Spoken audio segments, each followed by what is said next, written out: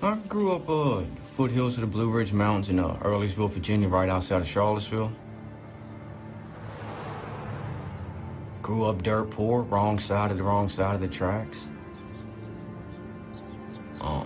You know, Dad was an alcoholic and a drug user. For the most part, he was absent. I was the middle son, so no matter what happened, I always got beat for it. You know, being a middle child, so on and so forth, whether I had anything to do with it or not.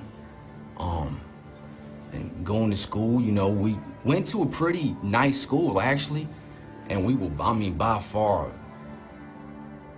the poorest there, you know, so we got picked on, made fun of and stuff like that, and just started fighting, you know.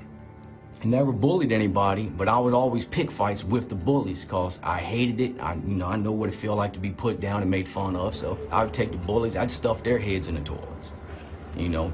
That's just all I've ever known was how to fight. My dad made me fight, you know, with sawed-off 2x4s, just to toughen us up and make us hard. He said, if you get into a fight, you damn sure better finish it. And if you lose, I'm gonna beat your ass for it. That's pretty much, I mean, unfortunately, that's pretty much my childhood. You know, all I've ever known was violence. You know, it wasn't the solution to the problem. It was just life. Now I'm doing 1,214 years in the state of Virginia without parole. That's pretty much it.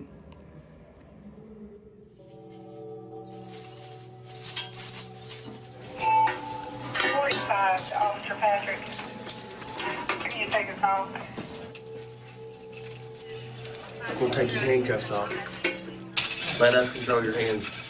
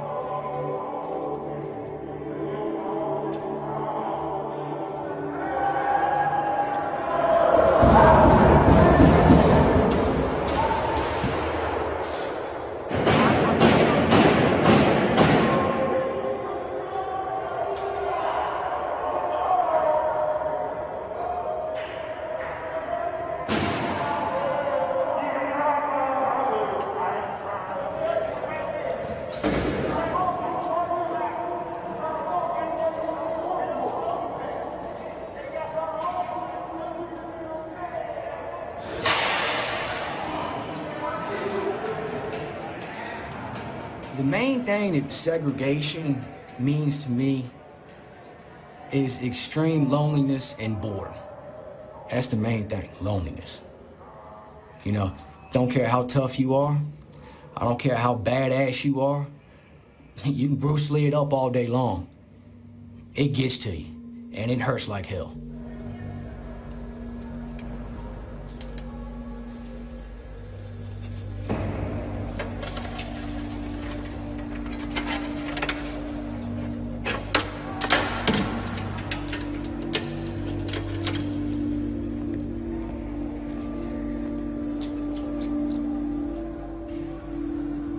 I feel like I've been buried alive in the ground and just everybody's just basically walking over top of you. You can hear them, but they can't hear you. That's the way I feel. Forgotten. You know. And that is not a comfortable feeling at all.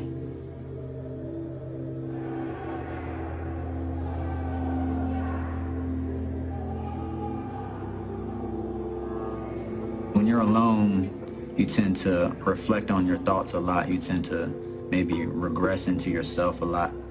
You just have nobody. You truly are alone. And anyone who says, you know, I would love to be alone, I don't think they've been alone.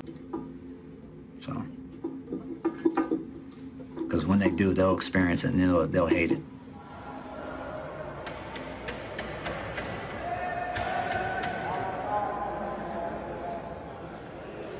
I've been in set going on 8 years. And when you're in here, you don't have the contact that you want. Every time you leave the cell, you gotta strip. Turn around. Squatting off. Notice the bottoms of your feet. Other one. And then you're in handcuffs. You're in shackles.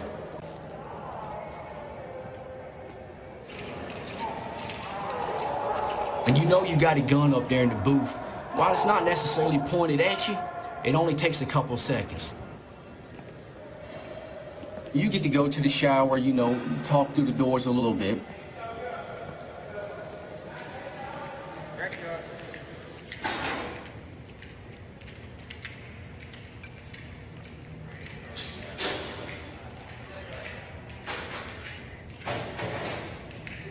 You get to go outside on the rec cages, you know, for an hour, a few days a week.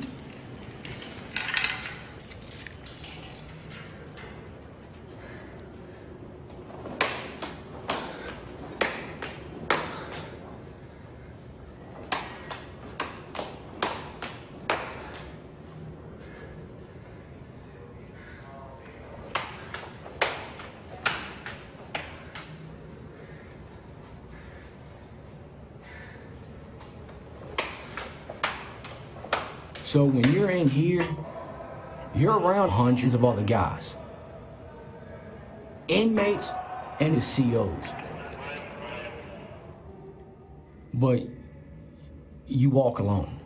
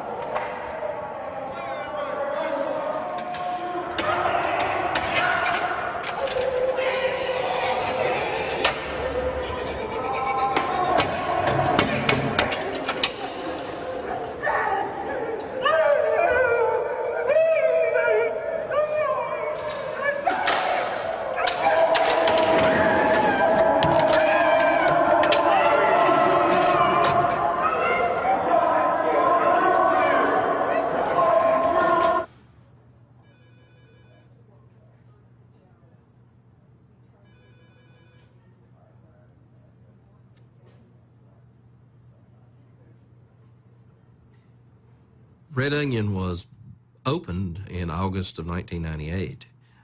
It was opened to be a security level 6 segregation facility, Supermax, basically a totally locked down facility where most offenders remain in the cell 23 hours a day, 7 days a week. I came here as assistant warden at the time.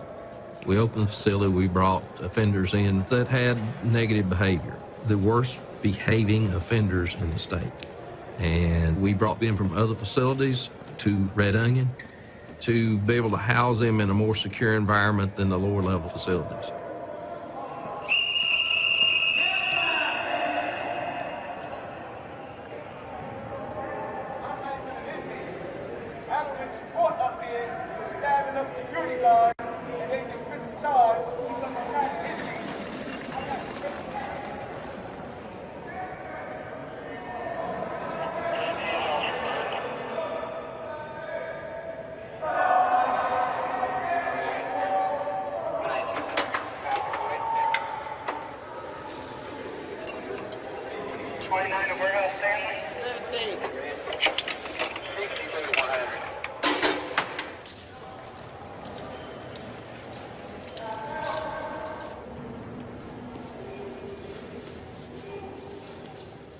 My name is Michael Kelly. I'm originally from South Central Los Angeles. I don't know nobody out here. I don't have no family, no friends out here. I don't know a soul in Virginia. I came out here to Virginia to drop somebody off, and I committed a couple robberies.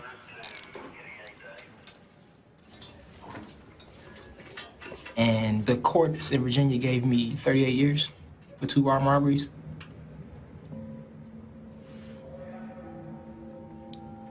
If I would have known that I would have got 38 years for 2 armed robberies, like, I would have never done it. You know what I mean? Because I would have been like, holy shit, I'm not finna throw my life away for 38 years for 2 armed robberies. That's crazy. That sounds nuts.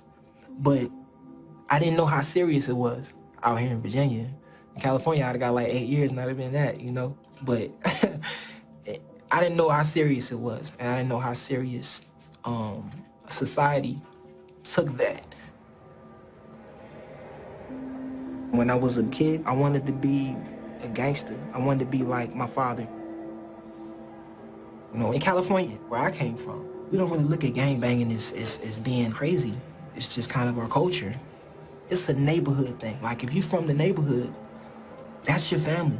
You know, that's everything to you. You know, when we're young, you got people that you look up to and say, you want to be like them. You know, I want to be like him. Like, look at his car. You know, look at the girls that like him. Like, I want to be like him. I want to look like him when I get older. That's my America. And I'm in prison now. And they put me in segregation for fighting. And being in that cell 23 hours a day, it's a mental challenge in itself. Just being in that cell for so long, it's a psychological thing, you know?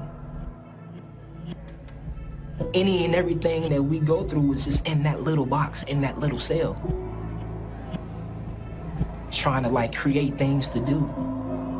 Trying to keep from going crazy, like, every day, all day. Like, for me, my therapeutic time is cleaning up every day. When I get up in the morning, I clean up. When I go to bed at night, I clean up. You know, hit the floor, the walls, the sink, just clean everything, get it all straight, spick and span, right? But I don't know, I think that's just maybe OCD or something, I don't know. Maybe I'm crazy a little bit.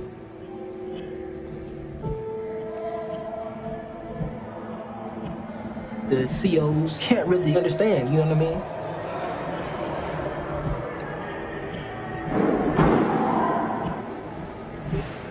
They're here half the time we're here, you know what I mean? But at the same time, they leave, you know, and they go back into the real world and they come back. This is our world.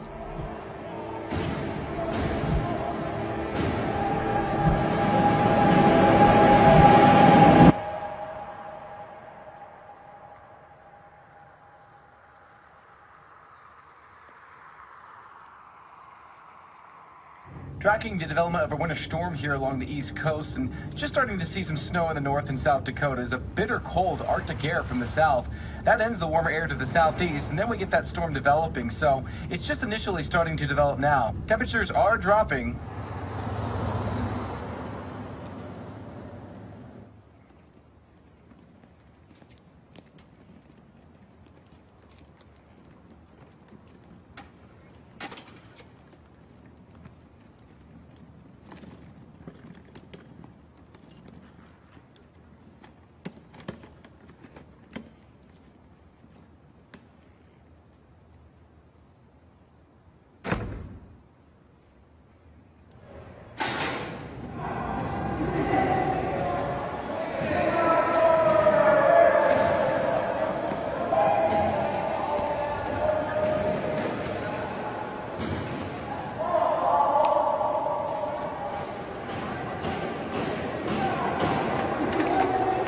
Give me all your clothes.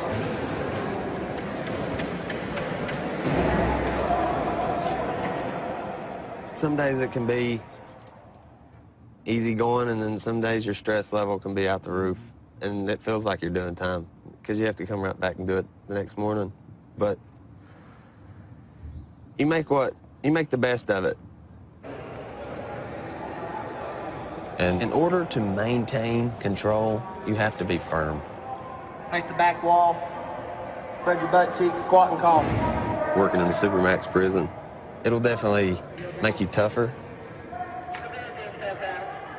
28! Maintaining, your calm is quite an achievement when dealing with some of these guys.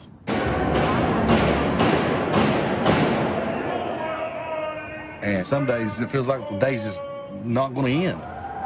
It's one thing right after another. I'm a unit manager of D building. I've been with the Department of Corrections now for 16 years.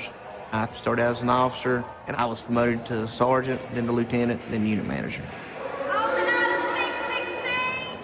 The hard part for some staff is because they're on such great alert 12 hours a day, and there's the potential for violence. When you go home and it's time to relax, sometimes it's hard to let your mind relax because you're still Definitely on guard. So I think that adds to the stress of this profession. You look at things different. When I'm out on vacation or out in big crowds with my family, I'm always looking around. I think it has to do with this job. You have to just let Red Onion be Red Onion, and it takes experience to really settle in to the point that you realize this is just a job. We don't have to live here.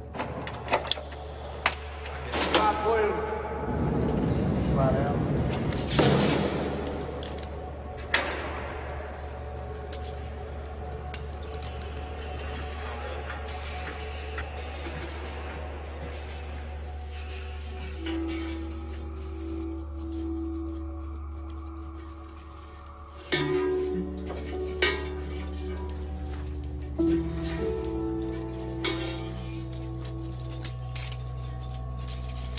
All right, here we go. My name is Lars Hansen. I'm a lifer. I have a life sentence, and life in Virginia means life without parole. You're in. And people who have a release date, their mentality is different than an individual like myself where we have life. It's life, and it's very impactful. It's depressing. It's sad. It can really overwhelm you. So when you have to live with that year on end,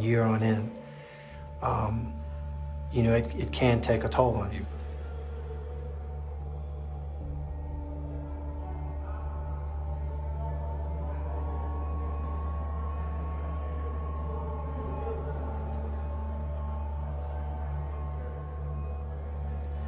I'm 41 years old. I've been incarcerated here in Virginia for almost 20 years now.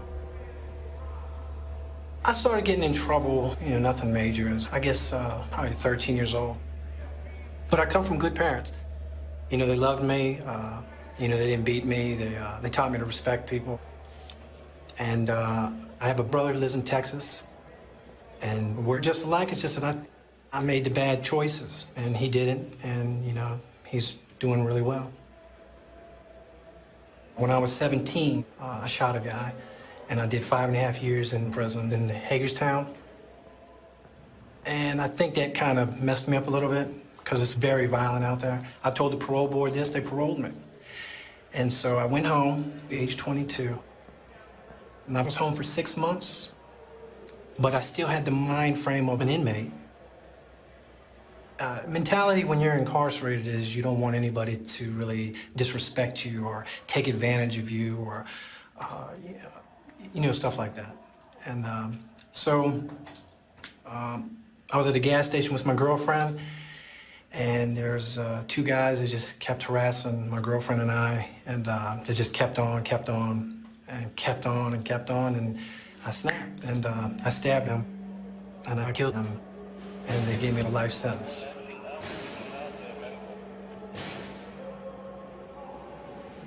I mean, I'm up here for attempted escape. All right, I actually scaled the fence, and I got cut up real bad. I got myself stuck in the fence. I bled out. I woke up on the chopper, and then they medevaced me, saved my life, brought me to Red Onion. And I've been here in the segregation ever since then. Segregation is tricky on the inmate, because if the inmate is not careful, they adapt to it. And they start becoming antisocial and become crazy. They can lose their mind. Ask yourself, can you live in a bathroom for 10 years? It's bad to lock an individual up and just put them in a room, closed, nothing to do. It's I guess you could say inhumane. And I know that we're inmates and all you're inmates, but excuse my language, it fucks me up.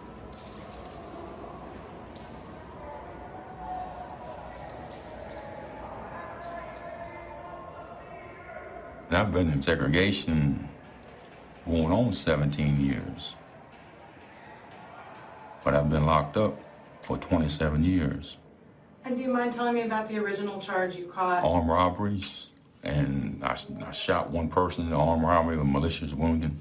Well, I didn't shoot him. It was, I shot up in the air, told him to get on the ground, and the bullet ricocheted off the steel I-beam in the ceiling, ricocheted off the brick wall, and hit the cashier in the foot. And they gave me 30 years for that. A ricochet bullet that didn't have no intent to hurt nobody. I shot up in the air. They even testified I shot up in the air.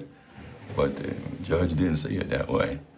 He said my intent to hurt was when I pulled that trigger. And what happened that got you into segregation for such a long time? I cut the warden across the face and the neck in December 26th of 1996. I did that. That wasn't too good. That was a moment of passion. That's something I've been regretting for the last 17 years almost.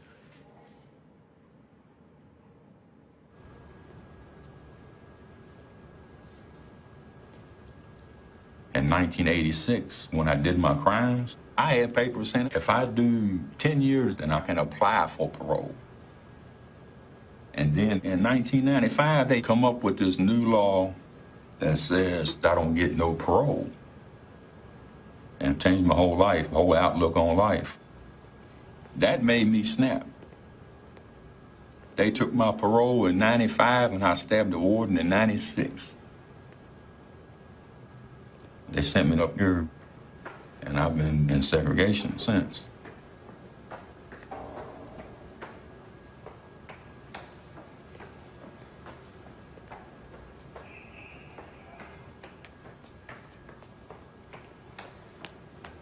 I come in the prison system, fighting, slinging ink, hustling, doing whatever. So I'm in population, and my cellmate tells me, look, man, you got a guy going around telling his dudes that he's gonna rape me. He said he's gonna knock you out, he's gonna rape you. I said, okay, if I had a knife, I'd slit that boy's throat. He said, I'll make you one. We used to have cassette tapes back then. The plastic case around it? Took it, broke the stuff off, took a lighter, melted it, folded it in half. Did that with another one. Melted it together, we put 3 brand new razors in it and melted it in there. Next morning, we walk out, and he's crossed the yard. I walk up behind the dude, take my left hand, I wrap it, and I palm his face. Put my right knee in his lower back, and I stretch him back. I slit his throat from ear to ear. His friend said, oh my God, no. He dove like Superman and rolled up, jumped up, and ran across the yard. So when dude turned around, because it didn't really cut him deep, because cutting throats ain't easy, because you got all the ligaments and tendons in there. It's a lot tougher than people think it is. you know, but he bleeding like a stuck pig. So when he turns around, I just start catching him, beat the living hell out of him. They come run up on me, you know, before they can tackle me and whatnot. I just step up, step back, because I done put the work in. You know, they put the handcuffs on me, they take me, and they bring me up here.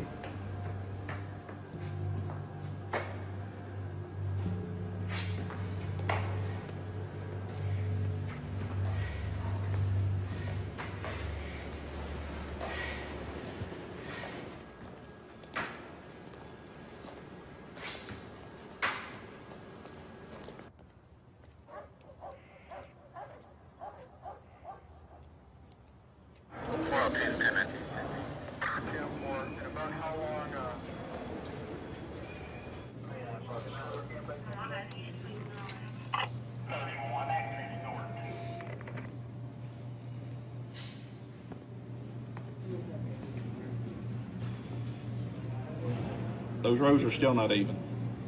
Make them even.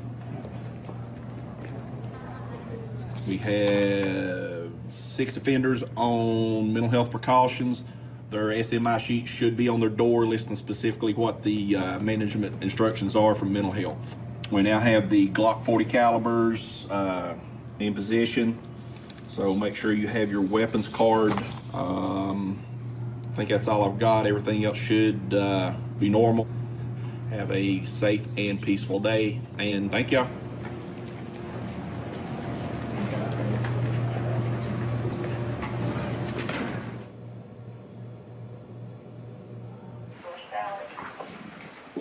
Tell me how Goodman's acting this morning. He come out of restraints last night about 12:30 and waiting to get his property back to be reviewed. He's already got it. He's already got his property back. He's still a little agitated. What you got running today? Things running smooth. Officers doing well. We're on lock. Anything about when we would resume rec? Not as of now. Okay. Well, once somebody starts in corrections, they quickly learn that they do make a difference. You know, it's law enforcement. Every day we're protecting the public. We save lives. And, you know, that's fulfilling to you. You know, you get to go home and lay your head down at night and think about what you've done today and realize that you did make a difference and that you can make a difference.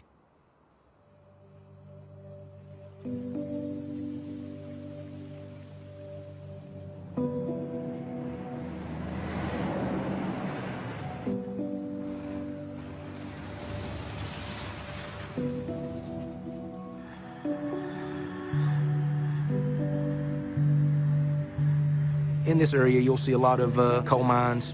For years, that was the career that everybody was drawn to because it was readily available. Sawmills, not a lot of high-end jobs in this area.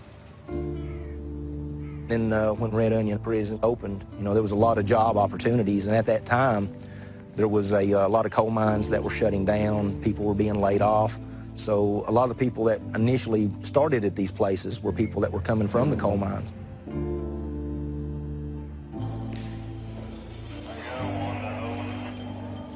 My father's still working in the coal mines. This is his 40th year working in mines. You know, I was raised in a mining family, and that's really, in this area, that's the biggest and really about the only industry. That working at Red Onion, it's tough, but to me it's a good job compared to the coal mines.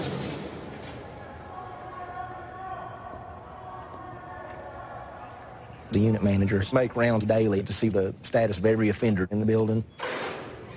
You've got to know the offenders in your housing units.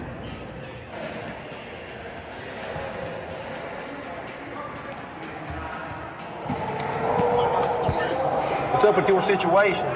Go over to the door where I can hear you. When was your charge? Charge is in January. Okay. For a 212 charge. That don't even qualify. What is a 212 charge? A threatening bodily harm charge. A threatening bodily, who did you threaten? I ain't threatening nobody. The officer said he overheard me talking to somebody. They won't give me my property back. They won't give me nothing back. You know, at each door, each offender has a different problem, and, you know, they all want the answer yes. Before 10 o'clock in the morning, right? I done told them leave the boys here.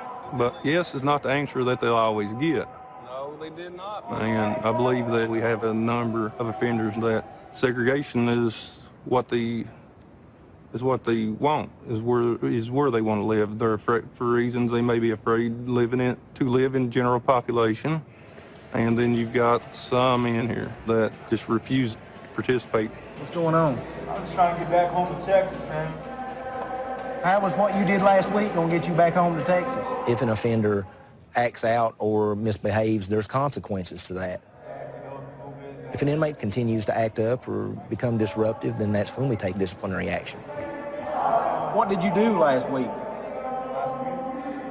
Did you flood to break the sprinkler head? Yeah, I broke it. That's why they started again. Why did you break the sprinkler head? Well, because it's all dirty and stuff. You feel better now? They let me up. They talking about get the mask adjusted, whatever. But you feeling a little bit better now than you was last week? No, I haven't heard from my family in like over a year. Yeah. That's the last time I got your mail.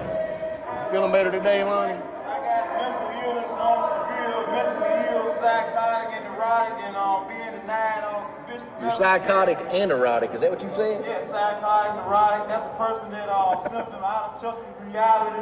Don't know what's shimmery, what's real, and what's spurious and fake. And some of the torture techniques, like strapping prison to the bed with that useless chest strap, starving. Well, I tell you what, Lonnie.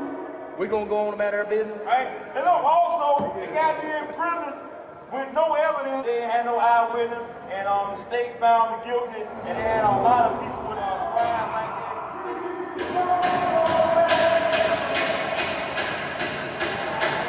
that. At Red Onion, an offender would start out at level 0. That would be you get your wreck in the showers, and your food, and all the basic requirements of life. You get the very minimum. If you behave and your cell's in compliance, you're cooperative with the staff, you will go to level 1. And at that point, you may pick up an electronic item. You may pick up a few more dollars of commissary. If the offender continues to cooperate, he can go to level 2, where he will pick up more privileges.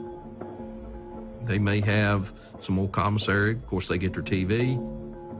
I love the TV because I feel like that's the only contact with life that I have, you know what I mean, as far as with the outside world, I did 13 months straight without a television, and I cherish it. I cherish my TV now. I seen this show the other day on Discovery Channel. This dude was building tree houses. He was building tree houses up in trees, but they was like little mini mansions, little tree houses. He had spaceships and all kinds of shit. I'm like, wow.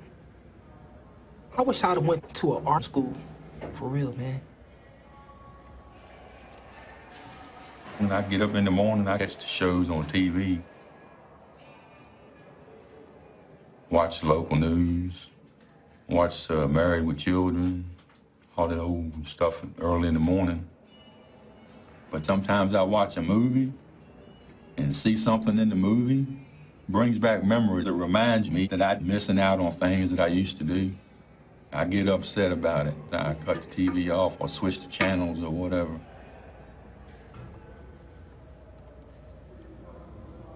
You know that show Bear Grylls? He does basically what I call survival camping. He'll go out there with just, a knife and the clothes on his back and pretty much nothing else, and he just lives off the land. I love that stuff.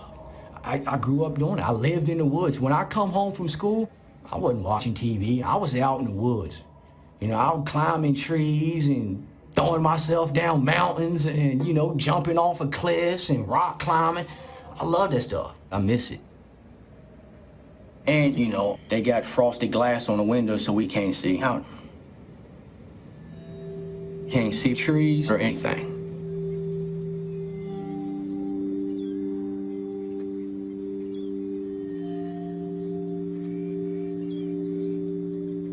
90% of the offenders in Virginia return to the public, return to your communities.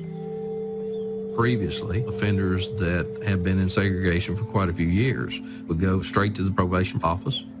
We would take the restraints off of him, and then he would be sent back to society. And we'd expect him to adjust to being in the public. And now our goal is to take the restraints off here, to take the risk inside the facility so the risk is not taken in the public. To get out of segregation, they must participate in our step-down program. We'll start going over some things used to help us deal with our anger. The question I'm going to ask is, how you learn to express anger all your life. So how did you learn to express anger? This is going to be module 3, handout 3. Do you think we learn how to express anger? Do you think that's something learned? I mean, I learned more or less from my environment, the people I'm around. I grew up in a rough neighborhood. You had to fight. As you grew up, you learned to find ways to get what you wanted from people. Sometimes this involved violence, intimidation, or physical and emotional abuse. Many men in prison are there as a result of the lessons they have learned when growing up. We're trying to prepare them to be successful in a population setting. Offenders that have graduated through the program will go from a segregation environment into a population environment.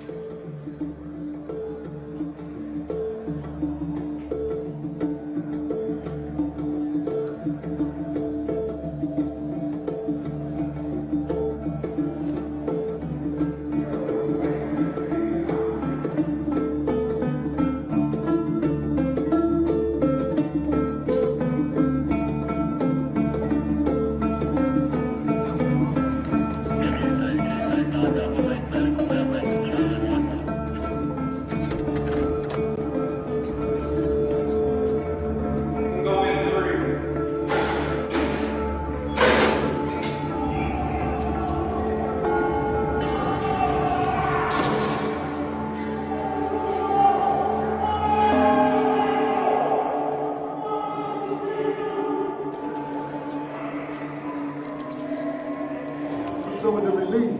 The release? Yeah, I can't get releases. I got the anger management right here, man. When are you going to participate in the challenge program? So I'm finishing, look. That's anger management. You need the challenge series. This is it. No, that's the anger management.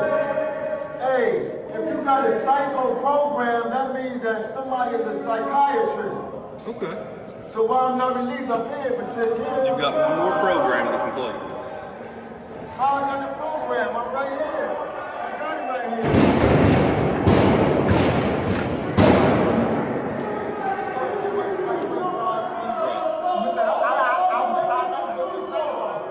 Yeah, you got it. Once you complete the challenge program, then after you complete it, you'll go to D-Village. I've been here 7 years. I'm in segregation because they gave me 9 charges to keep me back here. They refused to allow me to progress in the step down. Kelly. It's been 7 years since I've had a fight with anybody. 7 years. I think I'm doing pretty damn good. I'll get up with you on that. We'll talk about it. All right.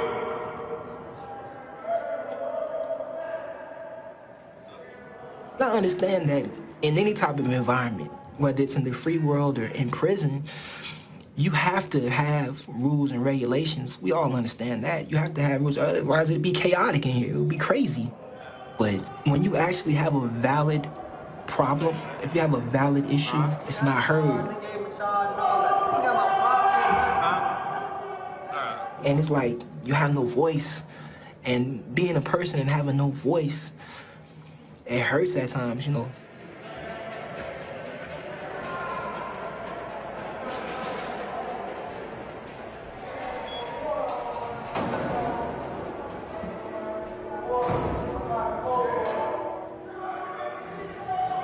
Thank you.